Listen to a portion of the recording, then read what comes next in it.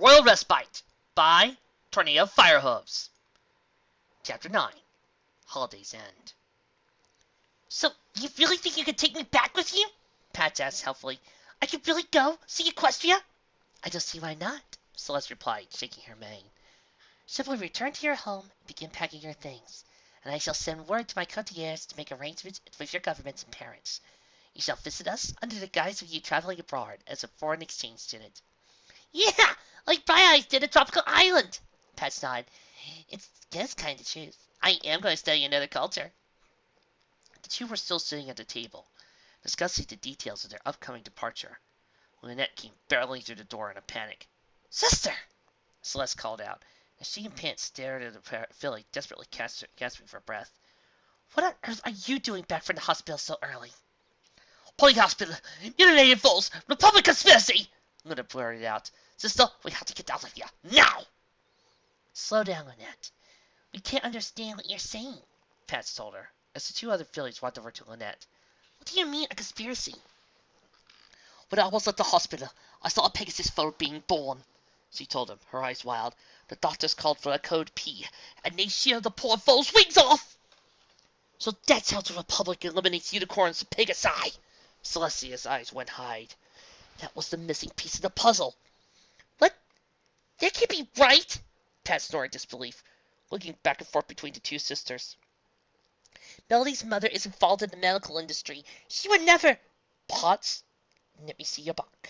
Lynette tried it over, began to examine along the lines of the filly's side. Wait, what are you...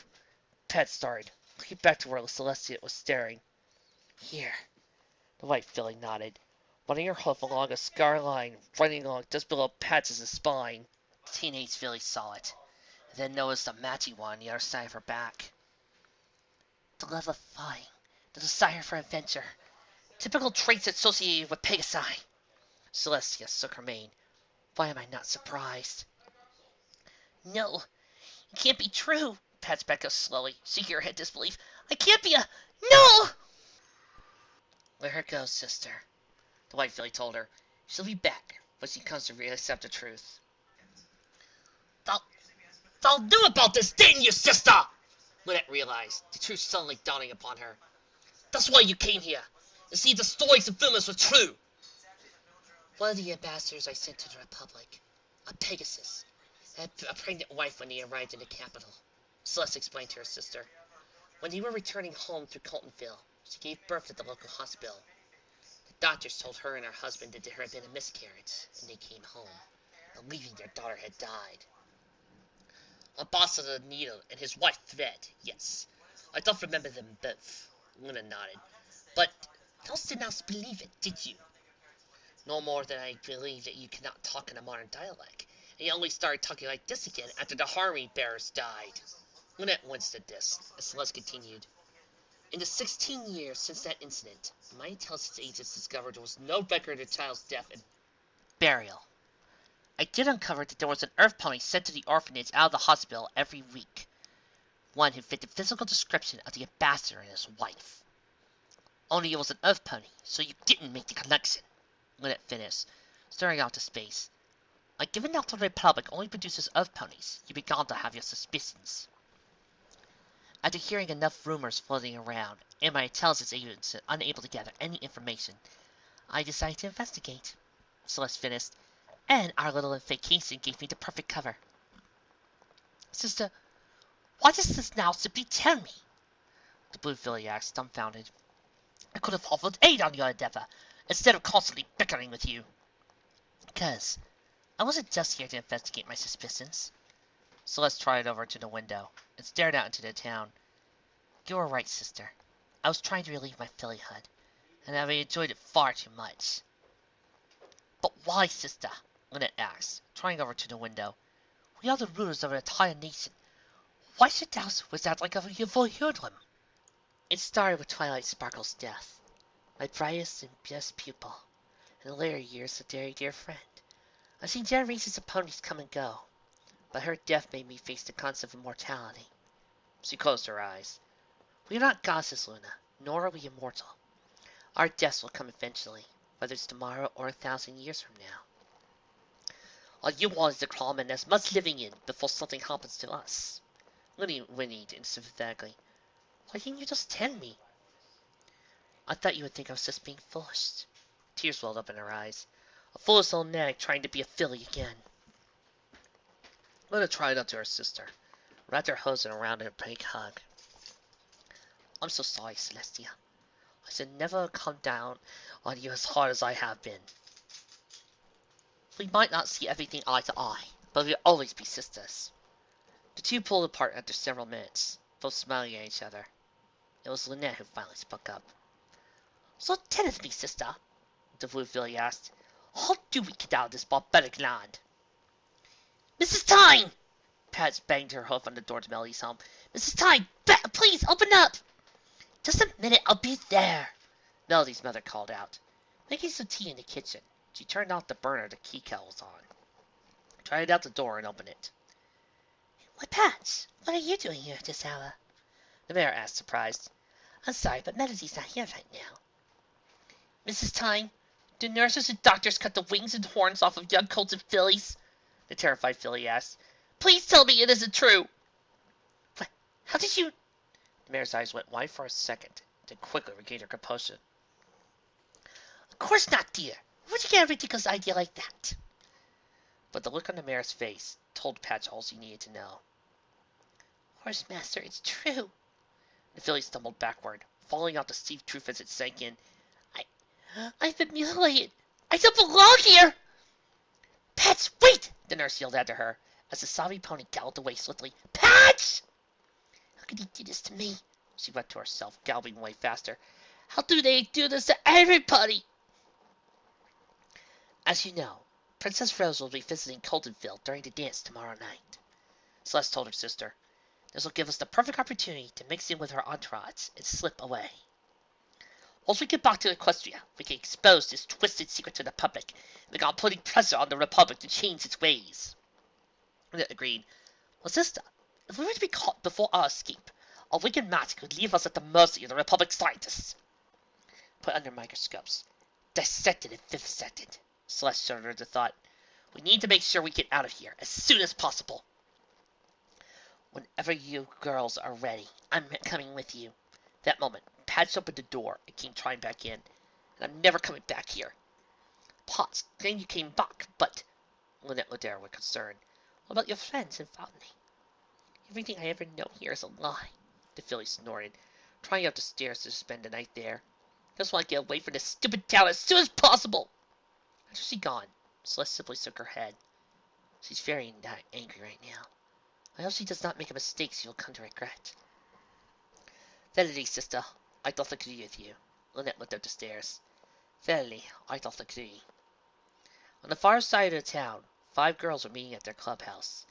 They were preparing for the dance tomorrow night, gossiping and talking of the good times to come. Well, girls, this is it. Melody smiled, putting her makeup on. Tomorrow night, we are totally going to shine. Yep, the boys are going to pick us up in the new cars and everything. And my mom and dad even got me a new dress of my size. I really wish Patch and Clover could have joined us tonight, Starlight sighed. Why do some stuff with their mains tomorrow night? Oh, don't worry so much, Starlight. Bright Eyes rolled her eyes. So you get your chance before the evening comes. I really want to thank you for finding a date for me, sweetheart, Melody sighed. Well, I must say, I was hoping to get a more romantic dinner at the dance than a farmer. Hey, Teddy's cousin Corny is a really nice guy, sweetheart snorted. You should be glad to have a date as half as nice as he is, Melody. I'm just grateful Slipknot asked me to the dance, Starlight sighed. Really nice that such a good friend cares enough to ask me to the party. Is that all he is? Bright Eyes asked, looking over her friend. Really, Starlight, are you the only one who can't see it? He likes you, girl. You really need to see that, Bonbon agreed. You gotta stop pining for a colt who doesn't love you. Girls, Slipknot is just a friend, Starlight snorted. Sure, Ace may only have eyes for that foreign filly. Sooner or later she'll be going home. Yeah, until he moves on to the next flavor of the week, Sweetheart told her. Face Starlight, that guy is way too sour for you. Yeah, he is a girl superficial as he is. Though, who knows where you'll find a filly like that. Achoo! Excuse me, Melody sneezed. Say, girls, why don't we all go over and Starlight can get us some milkshakes? Alright, the other four replied in unison. They all giggled and tried out the clubhouse door together. Miss Hackney! Miss Hackney! Clover came over, galloping into the classroom, where her teacher was still late, grading papers. I got something to tell you! Clover, what in the world? She looked up from her work, adjusting her glasses. What are you doing here at this late hour? Maznaki, I just found out. Celestia and Lynette aren't who they seem to be, the filly told her Cesaria. They're spies for Equestria! They're really alicorn princesses! Miss Clover, he admonished her, stamping her hoof. No time to be telling one of your wild and crazy stories. Those two are just sweetheart fillies who don't really understand our customs and culture. It's true, Miss Hackney, I swear.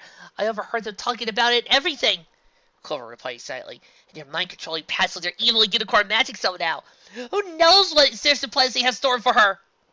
Child, you better not be talking about this. Miss Hackney stared at Clover for a moment, before replying solemnly. You could ruin those young fillies' lives with such slander. I wouldn't lie about this, Miss Hackney. The filly shook her mane. Honest! With a sigh, Hackney pulled out a chair. Now, sit down and tell me everything you know.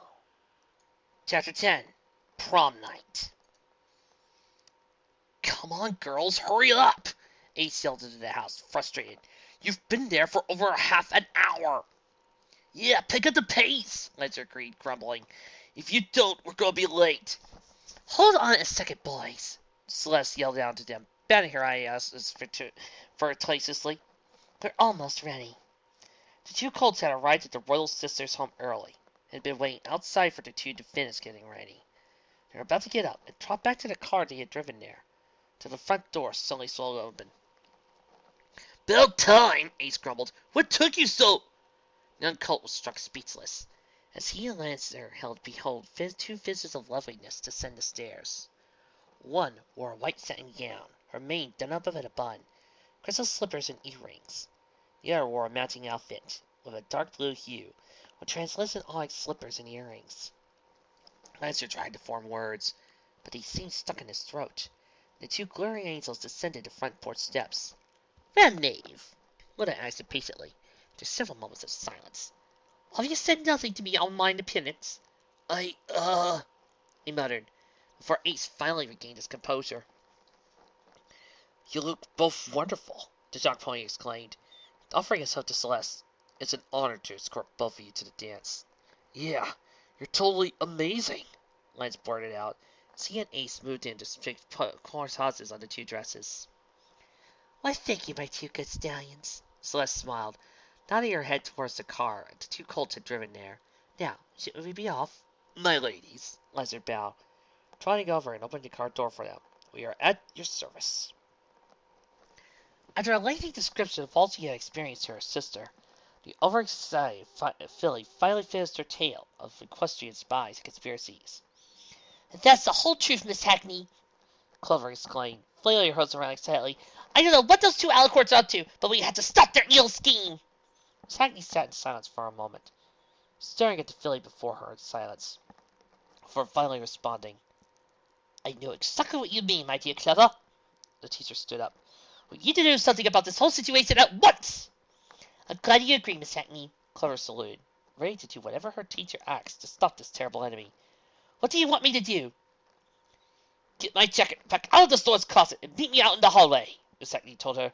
Then I will head down to the gymnasium to deal with these spies after that immediately. Right away, Miss Hackney, Clover agreed repliantly, hurrying over to the closet and throwing the door open. As the filly trotted back to the closet and rummaged around, the hidden door slowly slid closed again behind her. As the elderly teacher tried out the classroom, she turned on the closet with a soft click. Miss Hackney, I can't seem to get this door open. I think it's stuck. A filly's hoof banged the door from the inside. Miss Hackney, are you there? Girls, I'm so glad you could make it. Starlight called out to her friends, as she and Slipknot trotted into the room together. Sorry we're so late. We had trouble finding a parking spot. Starlight, Sweetheart called out, as she and Teddy trotted over to the punch table. I was afraid you weren't going to make it. Yeah, I'm surprised Slipknot didn't drive into a ditch. Teddy chuckled, earning him a kick for Sweetheart. Ow! What did I say? It's good to see you too, Teddy. Slipknot groaned, rolling his eyes. I was missing your snuggy red box. The two fillies looked their best, with Starlight in a lovely pink gown, Sweetheart in a blue one. The two colts were wearing a dress of bland braided coat and tie. That was much different from what the other colts at the dance were wearing. Hey, where's Bonbon and Spinner? Slipknot asked, looking around the room. Don't tell me those two didn't make it. Where do you think they are? Teddy asked, pointing a hoof backwards towards the buffet table. Running the catering bill through the roof, as usual. Wow, this potato salad is amazing! Spinner smiled, stuffing his face greedily. And this cake is to die for! Estate exclaimed, eating her third slice. Those two. I wonder if they'll ever take the time to dance, Sweetheart said with a sigh. Say, have either of you seen Ace? Starlight asked, looking around for the colt. I was hoping to get a dance with him, away from Celeste. Starlight was so wrapped up in her hopes, she failed to notice the Slipknot sigh and eye-rolling at her comments. Good luck with that, Teddy chuckled, pointing towards the center of the room. Those two haven't been apart all night. There, in the center of the dance floor, Celeste and Lynette glided across the dance floor with Ace and Lancer, both pairs moving in perfect unison. It seems like nothing short of a catastrophe could tear those two couples apart. Great, Starlight grumbled, yanking Slipknot onto the dance floor. Come on, we might as well not waste our time standing here. Okay, the colt replied, as he and his date started moving to the music. The Sweetheart and Teddy rejoined the dance. Pat trotted into the room unnoticed, made her way over to the wallflower section. There, she saw Melody and Bright Eyes standing by themselves, staring glumly at the two sisters dancing with their dates. Hey there, girls! Pat trotted up to her friends. I see you two decided to come to the dance, Stag, but why are you both over here? Why should we be out there dancing? Bright Eyes grumbled, nodding towards the happy couples. They're the ones having all the fun. Now, girls, just had about enough of this, Pat snorted, stamping her hoof. No matter how much you pretend otherwise, you two are in love with those two colts out there. The two began to protest, then immediately slumped into their chairs. Okay, you got us there, but what can we do about it? Melody grumbled. First Ace ditches me for Starlight, and now this foreigner moves in on Ace. Girls, I shouldn't be telling you this, but you two are aware those sisters slunk into the group just to snag those guys. Well, but what? Bright Eyes asked. You're joking, aren't you, Pat? I'm afraid not, Bright Eyes, Pat snorted. They only became our friends just to get close to those colts. Why, those miserable little tramps, Melody snorted, standing up and scowling. How dare they? Melody, we can't just sit here and feel sorry for ourselves, Bright Eyes growled. We gotta go over and save our boys. That's the spirit, girls. If you want those two colts, you go after them. The two ponies galloped over to where the two couples were dancing together, and immediately shoved the sisters away from the two colts. Beat it, hussy! Melody snorted, shoving Celestia aside with her host. This boy's mine. Hit the road, tramp! Bright Eyes growled, headbutting Lynette away from Lancer. Ow! The white filly yelled. Woo! Lynette grunted as she stumbled over. Hey, Bright Eyes! Lancer's waiting in shock. What the heck are you doing? Melody, have you gone crazy? Ace snorted, glaring at the filly. Those two tramps were playing you for fools! Bright Eyes yelled, as every other pony couple stared at him. They were using us to get to you. They were going to go home and break your hearts, Melody exclaimed. There's no way we're going to let that break if that happen. What? That's crazy talk. Ace snorted, and looking at State. Isn't it, Celeste? Good grief, you colts are more gullible than we thought, Celeste chuckled. You actually thought we liked you? What? Lancer squeaked. But I thought... False goodness with a la fool, Lynette sneered, turning away from Lancer in disgust. But this today those girls must spalding. The two colts' jaws nearly hit the floor, as every pony in the gym gave Celeste and Lynette dark looks. Can't believe we fell for your two good looks, Ace snorted as Melody trotted over and nuzzled him. You're such fools! I never so liked a pony like you, Lancer stood, going over to Bright Eyes. Think you two false friends should get out of here, right now! All the other pony couples piped up in agreement. Yeah, get out of here, foreigner! Who needs you? Well, we certainly don't need to waste any more time with these low-class ponies like you, Celeste snorted angrily. The two fillies tried out in the gym, heads held high. Behind them, Starlight simply shook her mane in disgust. Great. Now he's back with Melody again. She sighed sadly. Guess I'll never get the boy of my dreams to like me. But I like you, Starlight. Slipknot blurted out, unable to keep his silence anymore. Why can't you ever see anything like that? Wait, why you like me? The pony asked in shock, staring at him.